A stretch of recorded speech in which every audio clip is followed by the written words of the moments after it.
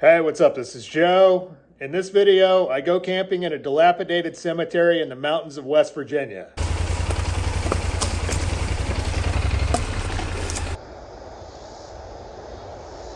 So just wanted to point out, there was an uncomfortable vibe to this place from the moment I got there. For a lot of it, I'm kind of joking around, acting cool, but the reality was this was definitely one of the freakiest places I've ever stayed. So with that being said, enjoy the show.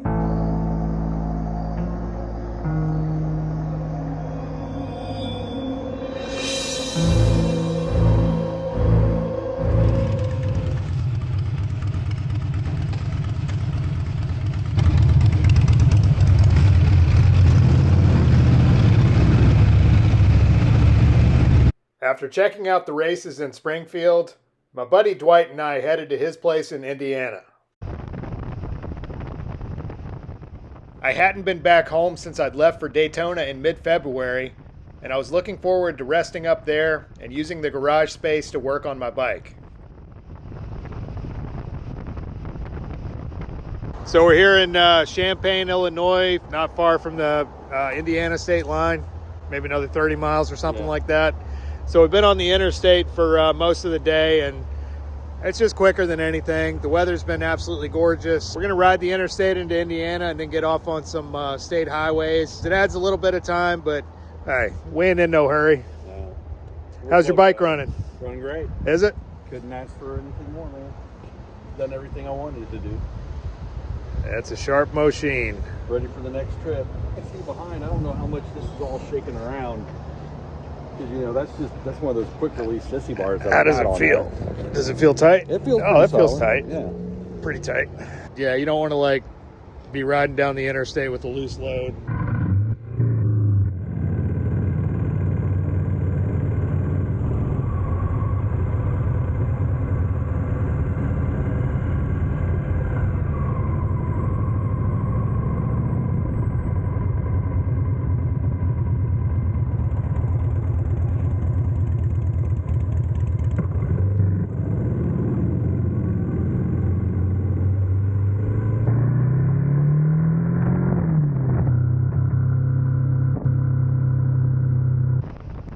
When we got to Indiana, we got off the interstate and stuck to the back roads and state highways. There was a horrible accident which must have occurred only moments before when a semi smashed at high speed into the driver's side of a guy in a sedan. I can only pray that the end came quick.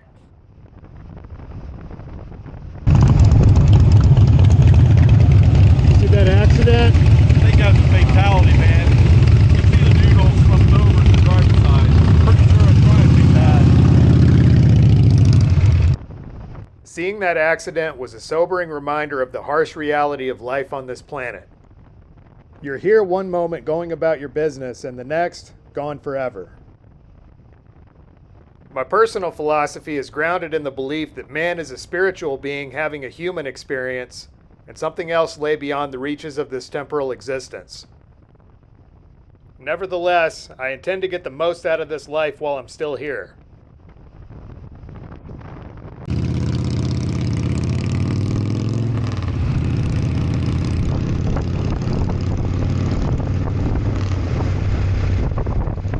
This 36 Saloon, it's like a destination probably for Illinois as well, but most Indiana bikers will take a weekend and come to 36 Saloon. Okay, one of the big ones, It's one of 36 the big Saloon. ones. Judging by the amount of bikes out here, I'd say it's pretty popular. Today, Monday, right? Yeah. Okay, so it's Labor Day Monday, so everybody's hanging out, riding. They got a band ready to play too. Look so. at that Middle of the motorcycle day. up there. All right, let's go check it out. 36, what'd you say, 36 Saloon?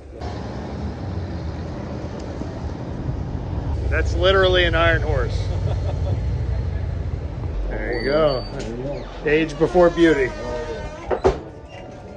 Oh yeah, this place is dark. I like it. Anytime you see dead animal heads on the wall, that's a good sign. After we sat down, a local guy from up the road recognized me, and we had a good conversation for a few minutes.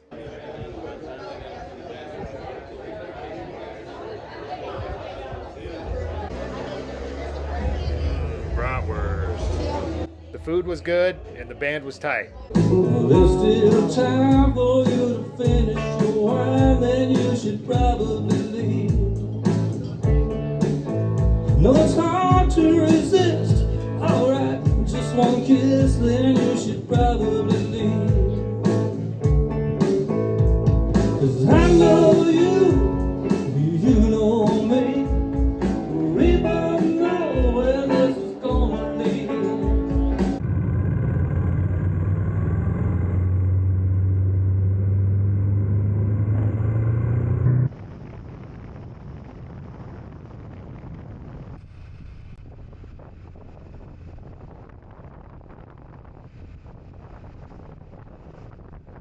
So we're in the town of Bainbridge, Indiana. Bainbridge. Bainbridge. Very rarely are you on a motorcycle when you could say there's perfect weather. Right. This is perfect. About it. I mean, this time of the year, everything, it's just cool enough. I didn't want to shed another layer, man. It's yeah, it's starting to warm up a little bit, but it's been pretty much perfect, and the air's just got that kind of slightly crisp feel to it, where fall is right around the corner. Yep. Dwight took us the rest of the way on some sick, twisty back roads leading to his place.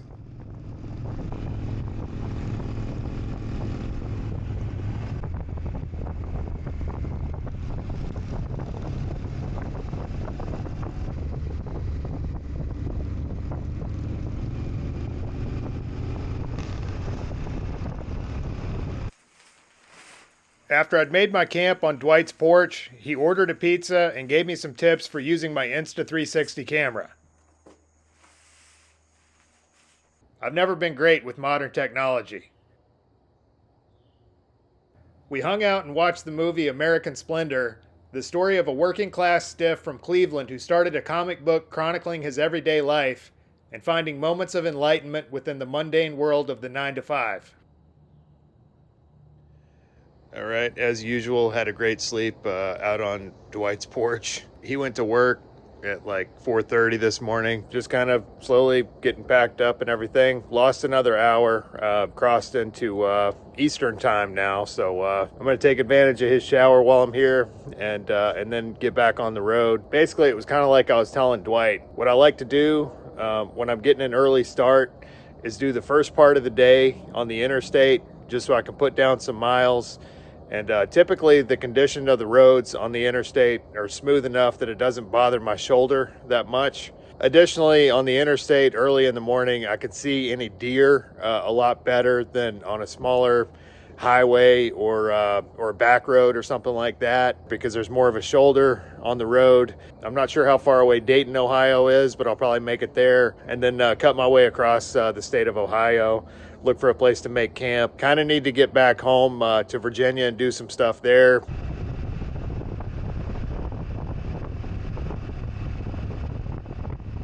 From Dwight's place, I headed to Dayton, Ohio to pick up a package I'd had sent earlier.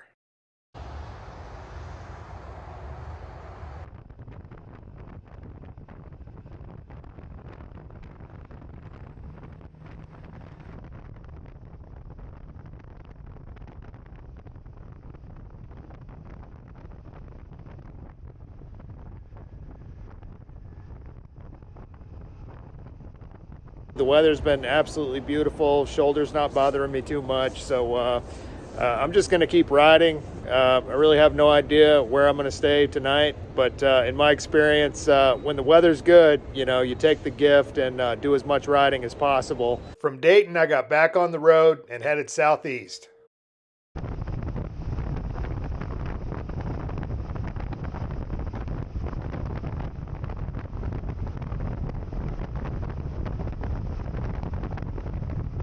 All right, been on the road for quite a while. It's 3 p.m. I've done close to 300 miles already, which is kind of a lot for me, but as I said, the weather's been so great. I'm just doing as much riding as possible. But I'm getting to the point where I'm realizing I should probably stop and start thinking about somewhere to sleep for the night. I'm at this truck stop, and typically when on route, truck stops have been pretty good. As far as like looking for places behind them, like a patch of trees or something like that. So I'm just kind of walking back here and seeing what I could see. I didn't see anything good back there. Place is difficult to get into, not any level ground and no shade, so I just got some snacks from this place. Total rip-off, by the way. Don't recommend it. I don't know why I came here other than I needed gas. So now I'm just gonna keep riding, and hopefully I'll find something along the way.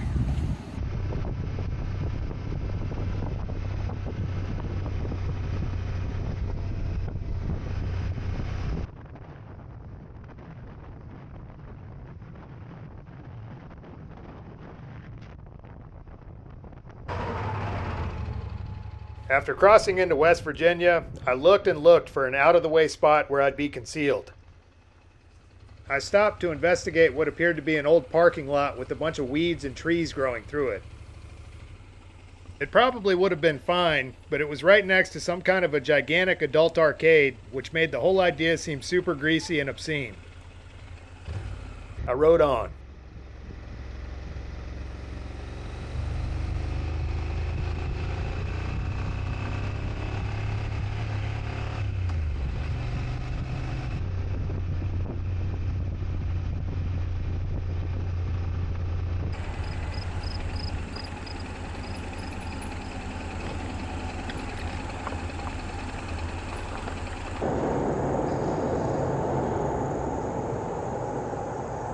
I don't like it. I got no trees. It looks really trashy. I'm admittedly pretty picky about spots, and it's just really nothing good, nothing level. I got no shade, and it looks like a hardcore party spot.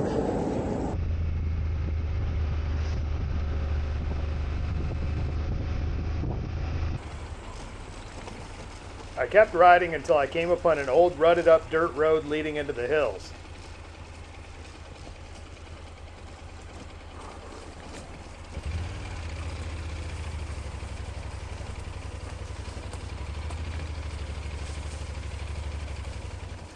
It would soon become obvious that I wasn't alone. Whoa, dude. Just came upon this. Remnants of an old cemetery up here. Not a level spot out here. A couple of, I guess, above ground crypts. Not much left of them at this point. My goodness, man, this is bizarre. There's another gravestone right there. It appears that I'm right in the middle of this old cemetery. I hope I'm not stepping on anybody's grave, but a little spooky. Wow. Died 1886. Beautiful marble marker. Rest in peace. All right, after a little bit of landscaping, cleared out a little spot. This looks like it's about as level as it gets, and should be pretty much out of the way of the road, right at the foot of my above ground crypts over there. Now, I know some of you might be thinking it's a little weird to be camping smack dead in the middle of an old cemetery, and one could hardly blame you, but for a dirty vagabond like me, sometimes you just got to take what the good Lord gives you. And to quote an already really tired cliche, it's not the dead I'm afraid of.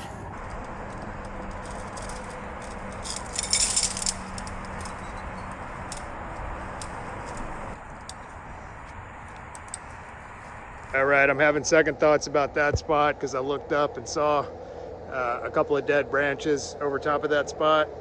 And the irony isn't lost on me, the possibility of getting hit with a dead tree branch in a cemetery and possibly not being alive anymore. Actually, this looks pretty good. There's a little tiny dead branch right there, but not enough to hurt anybody. So I don't really see anything directly overhead, and this ground is pretty level where I'm standing. So I just have to deal with this little sapling, and then that'll be a pretty good level spot.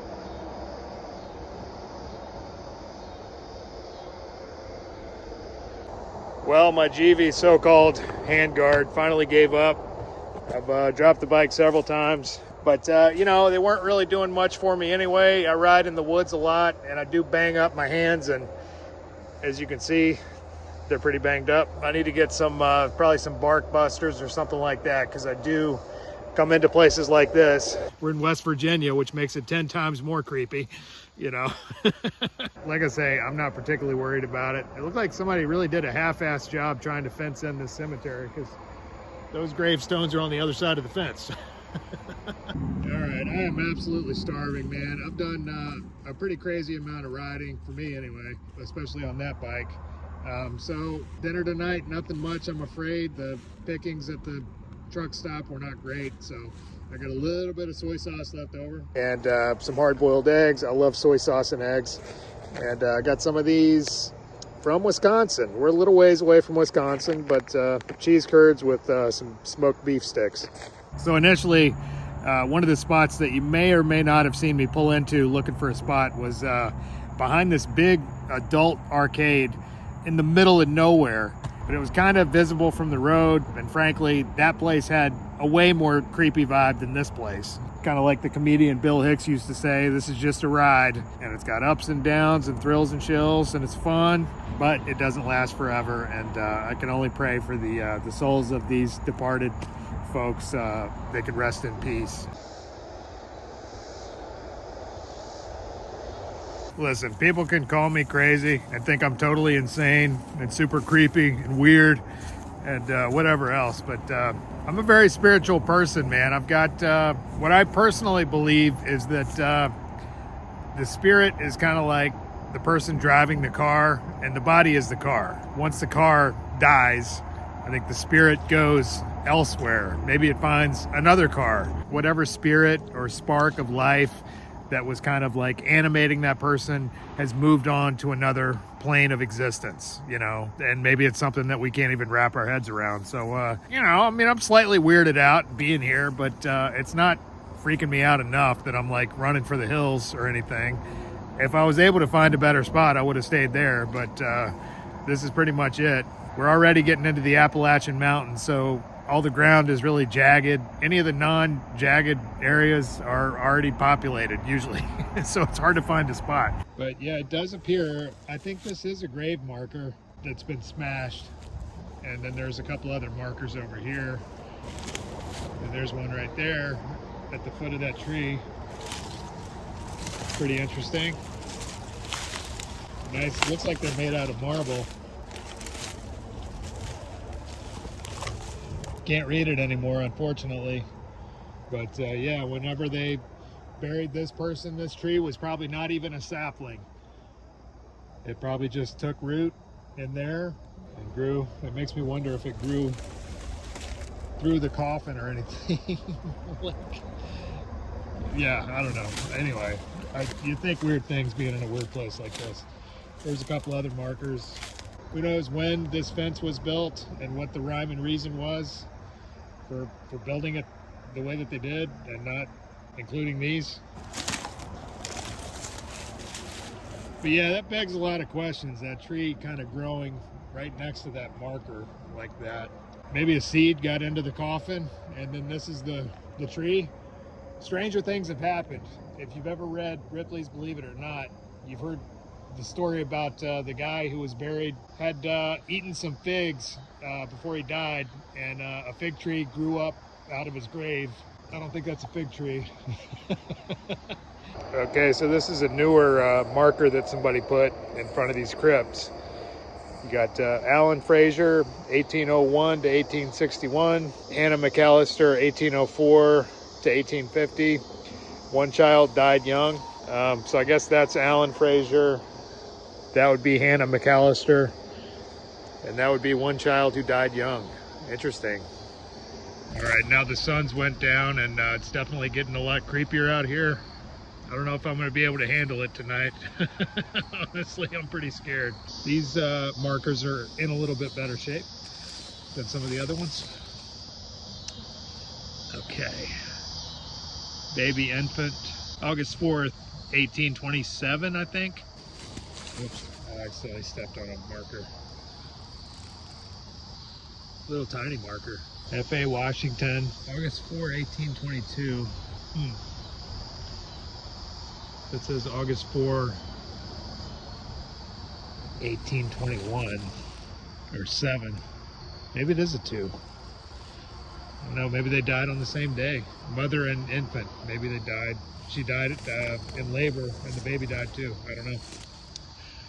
This one's really held up nicely. Malvinia, wife of F.A. Washington. That's F.A. Washington. Born October 30th, 1821. Died April 15th, 1894. Age 72. There's another F.A. Washington, 1845 to 1913, and his wife, Lucy,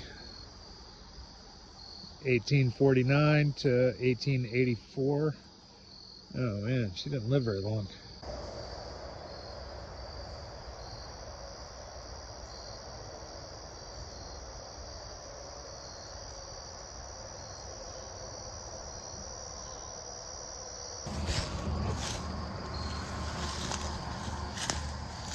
Not going to disturb anything.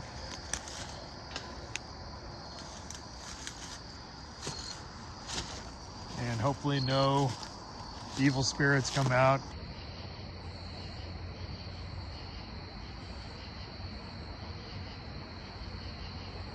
Oh my God, I just heard something.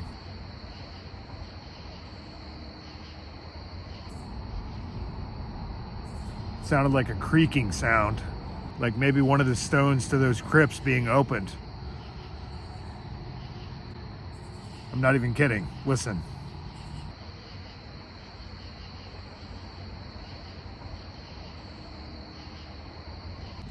You know, a person should really be careful camping in a place like this, because a person with a fertile imagination might start imagining all kinds of crazy things, like maybe some undead corpses returning to life and seeking out an unfortunate guy on a motorcycle who just happens to be camping in their territory. So you got to be careful.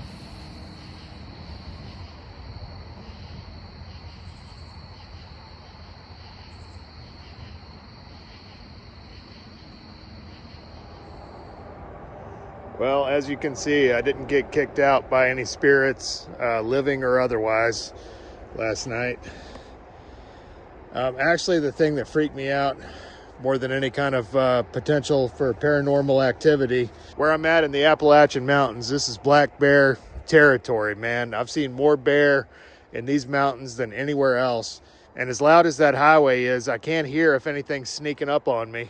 So anyway, home is about another 170 miles southeast of this place. So I'm sort of slowly getting everything packed up. It was supposed to rain this morning, and it looks pretty decent. So glad to see that.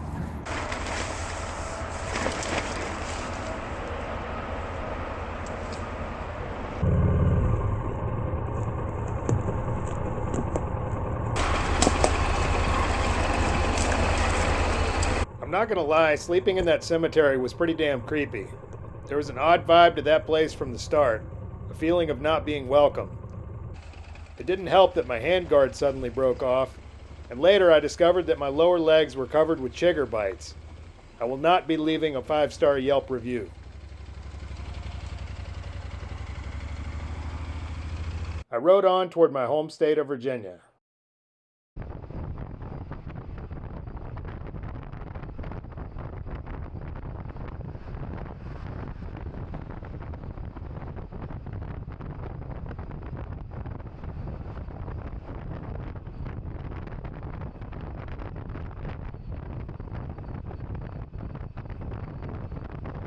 All right, still in West Virginia. I'm about an hour away from home, pretty much, so I gotta ride a little further and order my celebratory pizza for making it home again from a pizza place that I like a lot called Avellino's. But anyway, the traffic absolutely sucked for most of that. It wasn't until I started getting on the toll road that the traffic kind of died down a little bit, but there are just so many trucks that use I-77 that it's absolutely insane, and it's a twisty, windy interstate. So on the downhills, they're just barreling down these twisty corners, and on the uphills they're going at a snail's pace. But from here I'm getting on 460. So I really don't need to use my map at this point. It's pretty straightforward. Yeah, it feels good. I mean, it's a different culture, man. West Virginia, Virginia. That's for sure. Even though I'm from here, I get a little bit of culture shock pretty much every time I come. You start hearing the familiar hillbilly accents and stuff like that, which I grew up around. I don't really have much of an accent, probably because I grew up around a lot of people from all over the place, and so I didn't get as much of the hillbilly accent, but I can still talk hillbilly.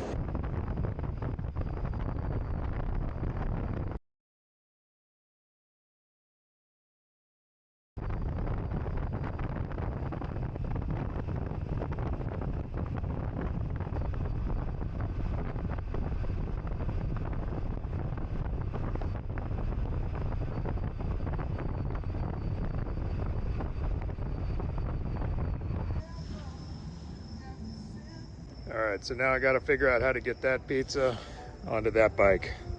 Should be interesting.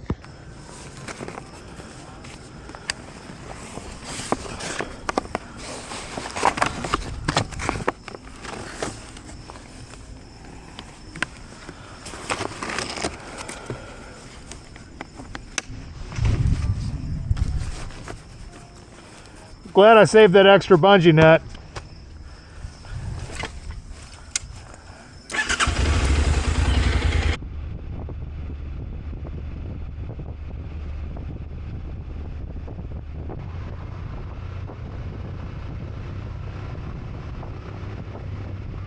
All right, let's see what we got here. Oh yeah, your basic pepperoni sausage, meatball. This Avellino's really does a great job with pizzas. It's not my favorite. My all-time favorite would be Mountain View, which is a place I used to work in my early 20s. Unfortunately, no longer in business. So anyway, it's been a long damn couple of weeks of riding ever since I left Sturgis. So I'm gonna sit down, enjoy this pizza, start going through my mail, and just take it easy.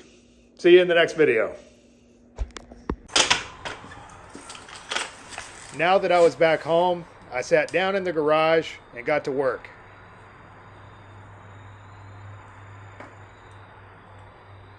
So I hope you enjoyed that video. Just to let you know, I'll be at the Las Vegas Motor Speedway next weekend doing some promo work for Memphis Shades.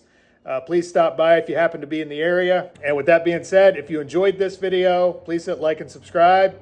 And as usual, I've included an optional donate link in the drop box for anybody that might like to contribute to this project. Otherwise, thanks for watching, and we'll see you on the road.